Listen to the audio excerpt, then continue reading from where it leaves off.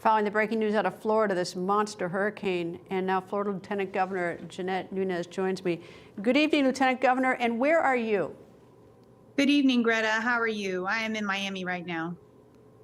Okay, can you tell me, Miami's, the whole state's been hit with a lot of storms, but tell me what's it like now in Miami? Well, as you know, the governor declared a state of emergency for the entire state. What we've seen in Miami, like many other counties in this area that's not subjected to the direct impact, is a lot of rain, flooding in some cases, and there have been some tornado sightings in central East Florida. So every corner of the state is feeling an impact, but certainly not nearly like our friends in Charlotte County and up in the Southwest Florida area up through Tampa Bay. Are you hearing about any efforts to, I mean, are there any rescue requests? Are the first responders having any luck, or are they like trying to survive as well?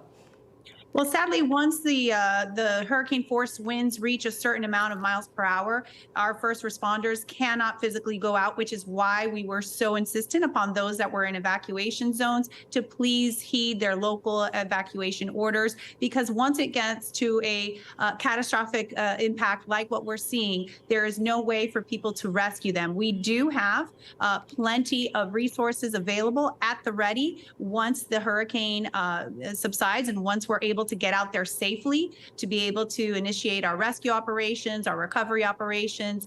We have 42,000 linemen. We have National Guardsmen that are ready to deploy. We've got everything from the Coast Guard to the Department of Defense coordinating with us. We've got assets and resources in the air, on the ground, in land. So of course we are going to be able to make those recovery efforts as quickly and efficiently as possible. Well, when you evacuate from these areas, when you've got the state that's being slammed so hard, you evacuate from maybe a Category 5 area, but you're evacuating to an area which is not particularly good either. I mean, the weather is so bad, and you've got crowding from people coming from the West Coast, for instance, inland. So, I mean, are shelters overburdened? Are there any hospitals that you needed to evacuate and you could not evacuate? I mean, give me sort of a picture of the evacuation story.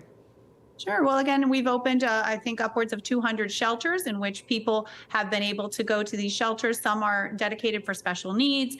Some are pet friendly. So we have a vast array of shelters that have been taking on individuals, residents of the state. None of them, to my knowledge, have been overburdened per se. We know it's taxing. We know it's challenging. We know that there's a lot of stress levels for both those that are sheltering as well as those that are working those shelters. We understand that there have been evacuations prior to the storm from medical facilities. We also understand that there may be some issues that we'll need to address, again, as soon as we are able to, as soon as it's safe. But right now, everything is being managed as best as it can, given the circumstances, given the ferocity of the storm, the intensity, the size, the sheer size of Hurricane Ian is something that we're going to have to contend with, not just right now where the direct impact is, but it is predicted to cut through Central Florida, perhaps exit out in the Daytona Beach area through the peninsula. And so the rest of the state on the east side will certainly see impacts. Again, we expect for it to decrease in terms of intensity once it's cut through the state, but there are a significant number of impacts. During the storm, of course, we know all the challenges with people that are potentially stuck in their homes with the storm surge and the amount of water coming into those homes and those apartment buildings. That's a concern. That will be our first priority.